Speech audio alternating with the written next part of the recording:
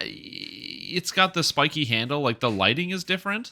This one's more white, whereas this one's more blue. But even then, I think it's just the lighting, like the shadowy side. I think it is the Bitter Star. Anyways, let's take a gander through these notes. So first of all, we have a special note, news and note, and update 59. The 3 free quests and 4 quests that are part of the Attack on Stormreach Adventure Pack now support Legendary. So this is Assault on Stormreach, or Attack on Stormreach, Assault on Summerfield, Blockade Buster, Undermine, and Siegebreaker, and then the free quest Diplomatic Impunity Framework and Eyes of Stone. Additionally, these quests have all been updated. It's not here in the notes that they've been updated, or maybe it's going to be lower. But important note, you can now do Diplomatic Impunity Framework and Eyes of Stone out of order. Now, this is nice because it means that, let's just say you finish Diplomatic Impunity and someone wants to late join. They can now late join for Framework or Eyes of Stone, which is really, really nice. Also, Diplomatic Impunity has been entirely reworked. It now has, it features bullywugs, and there is there's markers that actually tell you where to go, and there's no gather points anymore. So overall, huge revamps to the quests. I've ran all of these on R10, and they were a lot of fun. I really enjoyed them. Siegebreaker, when I ran it, it had a bug where the boss wasn't spawning properly at the end, so it was an incompletable quest. But overall, I had a good time, and I really enjoyed the revamped quest. So I'll probably start running these in my leveling rotation. I was already running Attack on Stormreach, so I'm probably going to start running these ones as well. The other big thing is the performance work. So you have the note here that says performance work. We have fundamentally changed how bonuses are calculated behind the scenes to be using a more performant algorithm to reduce lag in game. This change impacts feats, enhancements, epic destinies, past lives, toggled bonuses, temporarily granted feats, armor class, blocking armor class, attack, damage, saving throws. Now, all of this is not really like a clear, concise amount of information. I have it linked on my YouTube page, and also it's linked in other places. If you want to read more about this, CodeDog put a really detailed analysis about what they had to do to fix some of these problems and how they didn't locate it in the past, and it was really interesting. So overall, I think this is not just like it's neat to see this, but the impact in game is likely going to be dramatic, just because on the preview server we had no lag whatsoever, not a hitch, not a whimper. There were a couple areas that the game hitched up on me, but after some analysis, I think it was pretty much just loading issues. Important note, when you're looking at this, you might be like, no lag whatsoever, so I can take air jets? No. This is talking about server performance issues. Basically, areas where a lot of things happen, so therefore the game starts slowing down. That should be eliminated. So things that are not going to get eliminated, because that's not related to this change. Movement issues. So that is like server desync. So that what I mean by that is you step on an airjet, and then the airjet pumps you up through the air, and then it kind of camera glitches around. That's not being fixed because the server and the client literally just calculate the speed differently. They literally just calculate speed differently. So as a result, it looks like you're in different places, and you can see your client trying to update to catch up. Another area this isn't going to fix is like general loading lag, which is to say, like, if you've ever loaded into the marketplace, like you either log in or you just step through the door and then you just see stuff load in front of you, that's not going to affect this, and it might take a second for the game to like load things still, because it's the client still has to load things and it's just dumping everything into your RAM. So once things are loaded, you shouldn't have any issues, but during the loading process, you might run into issues. An easy example of this would be you're running a quest, and then a monster spawns another monster, and that new monster you didn't have loaded yet. It didn't load the art for that monster, so the game has to load it, and then you might have a small amount of frame drop because it's loading something new. But again, that's not related to the lag performance change. So there's that. And then the third thing is just frame drops due to lots of assets, effects, particles, and stuff on screen. Dungeons & Dragons Online really doesn't handle a lot of particles on screen. You can tell this during any raid, where I can run the game in 60 FPS basically everywhere, except for during raids, where FPS goes down to about 45, 40-ish, just because there's so much shit hitting a boss. You can still do everything, it's just your frames go down, so just keep that in mind. Does this mean that the opening your character's pet sheet won't crash the game? I've never had that crash, so I don't know what to tell you. They're slowly cleaning up tech debt. That is correct. Yeah. So they're doing a lot of technical debt cleanup. Anyway, so that's the performance work. You should notice it on your day-to-day.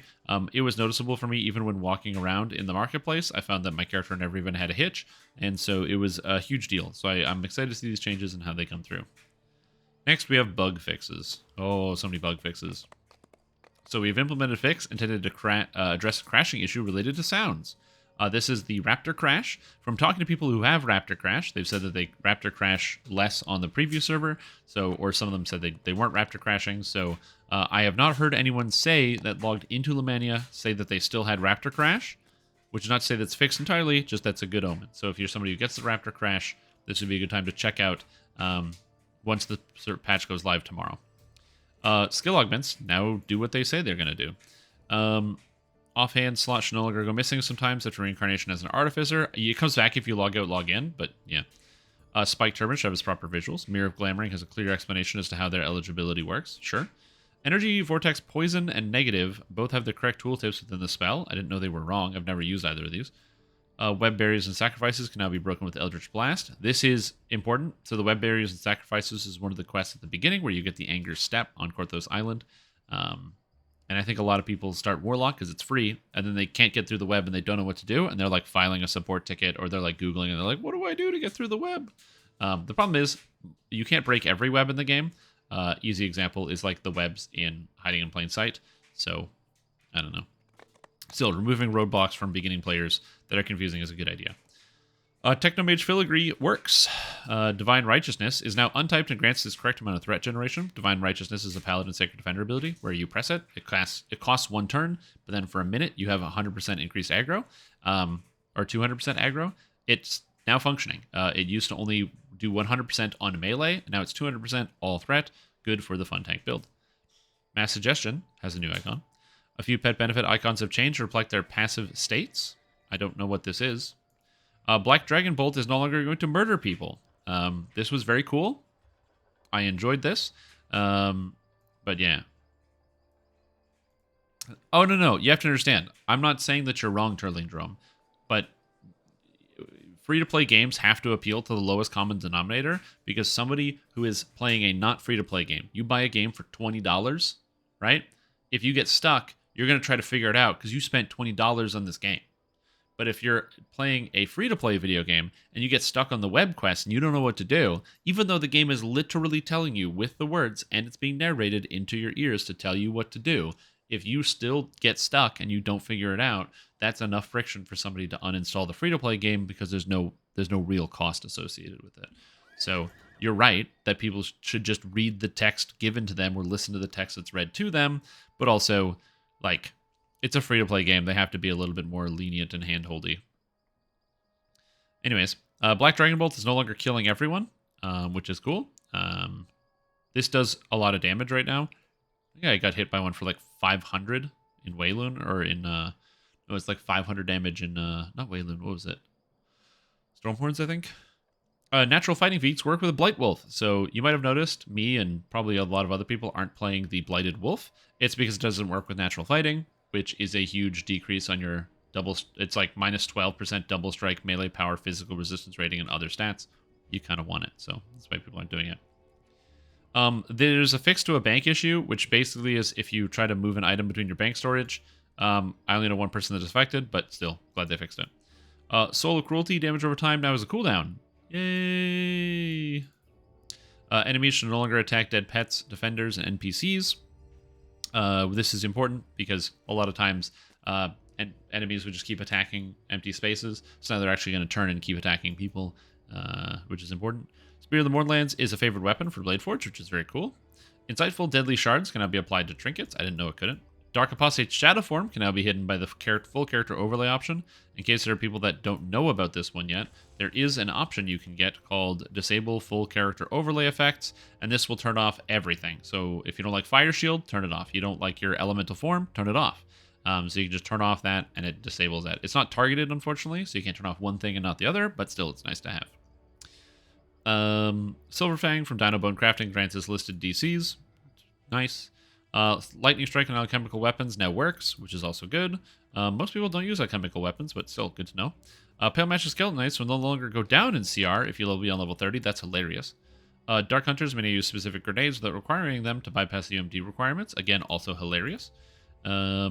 This is the Open AL32 DLL is the sound that they were using before. So the thought process is this what's fixed the Raptor crash. We don't know. EAX.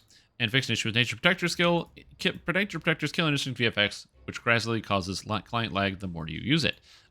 This is a very cool solve. I'm going to be putting out a bear video soon because I love bear, and this made me not want to play bear for 2 years. So I'm happy they fixed it, which is very, very good. What do I do if I fell in love when they're with lag and they're destroying your true love? So if you like the lag in the game and you want to get it back, what you need to do is go to options, okay? Go to troubleshoot. Set your maximum frame rate low. Okay, so part 1. And then set your engine speed to low or very low. In doing so, you'll be able to relive that lag experience. So that would be my recommendation to you. Just do that, and then it can actually come back. So very cool. All right. So the firing, so that's all the bug fixes. All these bug fixes are pretty good, pretty straightforward. Let's look at some of the game changes. Pretty sure can chop down the door after those webs. Yeah. Door so shoot doors whenever possible. You can break down a lot of doors in DDO with webs. In fact, several doors that require you to have strength to break through, you can break them down with arrows for free. Alright, so gameplay changes. The firing arc tolerance for general missile weapons, like bows, has been upped from 45 degrees to 60 degrees. This should help avoid dry fires when the player is strafing into monsters. Again, it's just basically like the cone in which you can shoot enemies is a little wider now, so it's going to be easier for you to hit monsters with bows when they're in close range.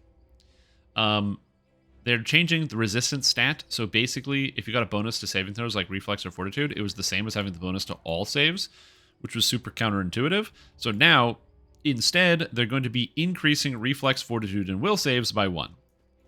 So which means if you have an all saves item 11, then you'll be able to get a Reflex, Fortitude, and Will of 12 on the same stat level, if that makes sense. Because it never, like, you could just slap a resistance augment and never worry about these saving throw effects. So having 1 means they'll just be a little bit better. Work has been done behind the scenes for Universal Tree Tomes to make them work slightly differently on our end. This should have no effect on you, but it'll still function. But they want to let us know in case something goes pear-shaped. So if you notice that your Universal Tome is missing, then submit a ticket so that way you can be like, hey, my tome is missing, and now you know.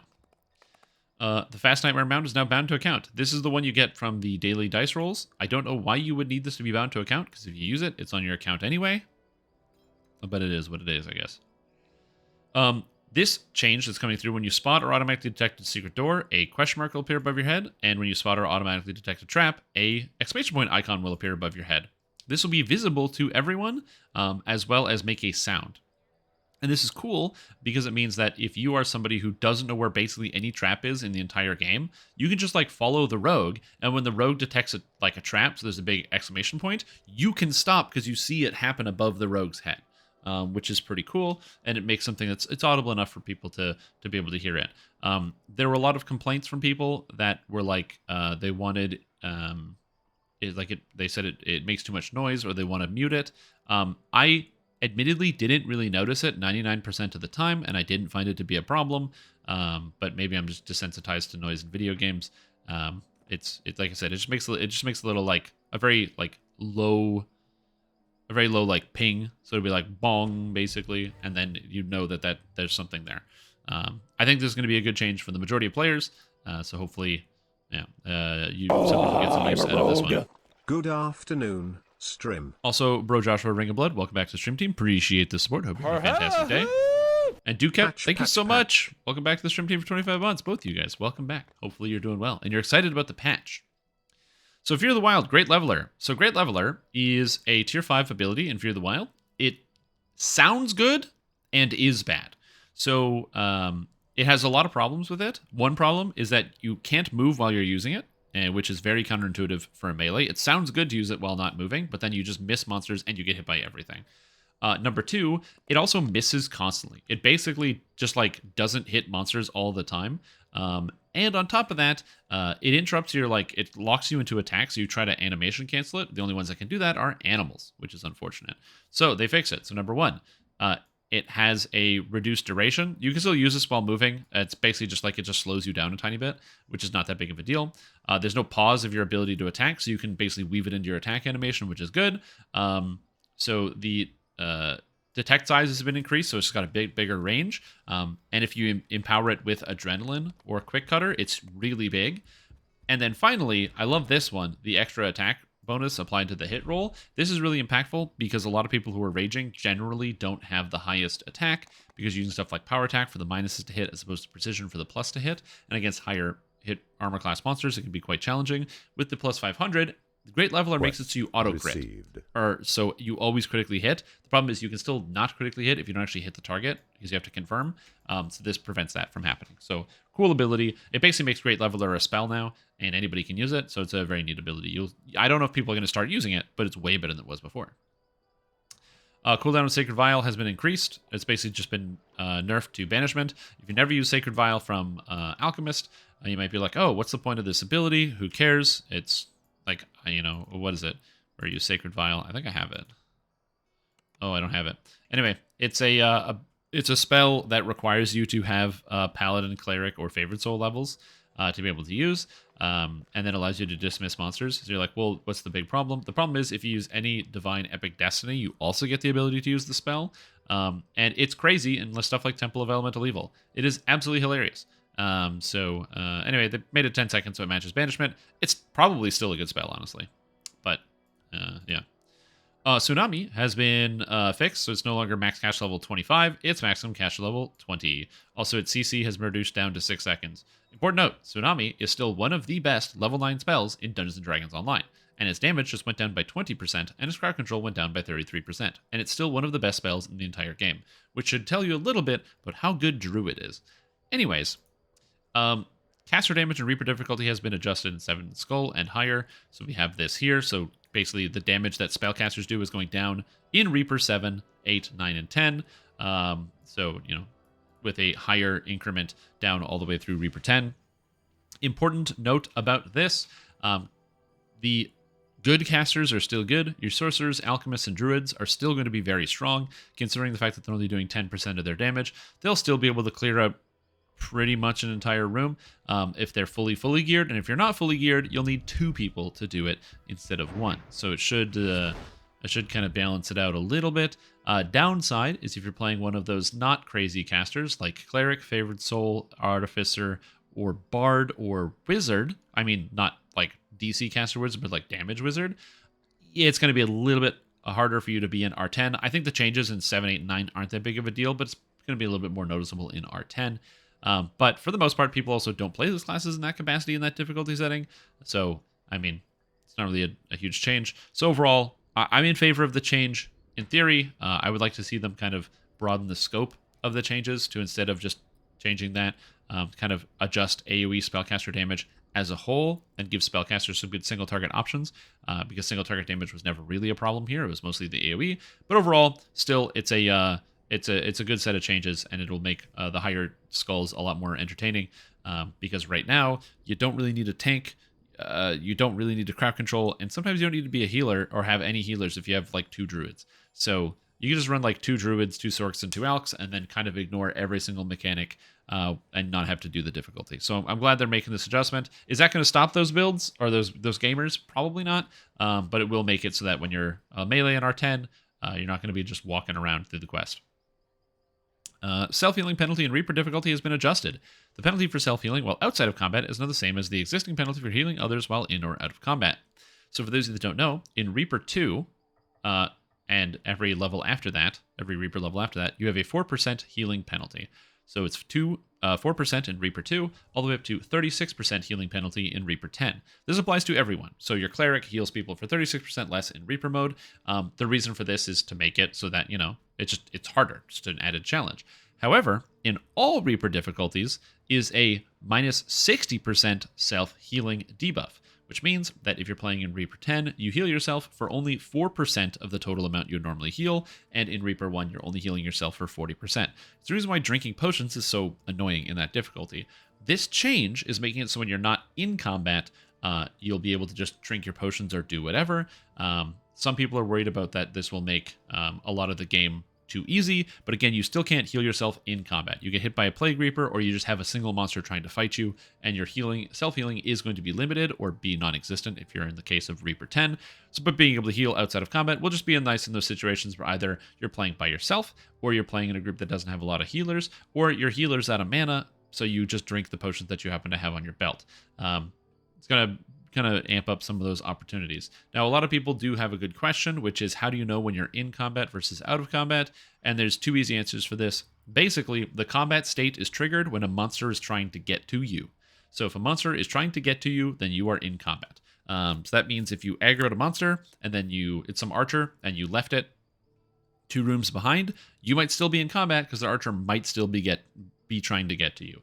Every monster in the game does have a leash range, so if you get too far enough away from them, they will no longer want to get you, but that is pretty much the case. Additionally, if you happen to be like alerting, so you're like red alert, green alert, orange alert, whatever, you're also going to be considered in combat. So this isn't going to be a tool for skipping things or whatever. It's just when you clear the room, you can drink a couple potions, and then you're all set. Again, good change. I played with it. It felt pretty good. And it's actually one of the things that will make doing a First Life Reaper a lot less tedious, but not so much easier. There's still a lot of classes that won't be able to do it. But again, it makes a lot of things less tedious, which is nice. Does sneaking with hide in plain sight drop aggro? No, because hide in plain sight increases your hide when standing still and has no impact on not getting seen. Ego Wipe, cast by Mind Flayers and Cobrew, will no longer will no longer scale up aggressively in epic difficulty. Okay, so Ego Wipe, by the way, this is the charisma damage effect. And so basically, it makes you take like 100,000 charisma damage. This is now going to do that less. Sora now uses Dispel Force Ball instead of Dance Sphere in her encounter. I hate this. So love that. And I believe it is Ego Whip, but, you know, it's their patch notes. So anyway, any chest that is locked but cannot be picked now displays a locked visual effect over itself. So you'll be able to mouse over it and you'll get a little lock, which is kind of cool. Pet character sheet now only sorts its pet feats alphabetically instead of non-existent categories. Good change.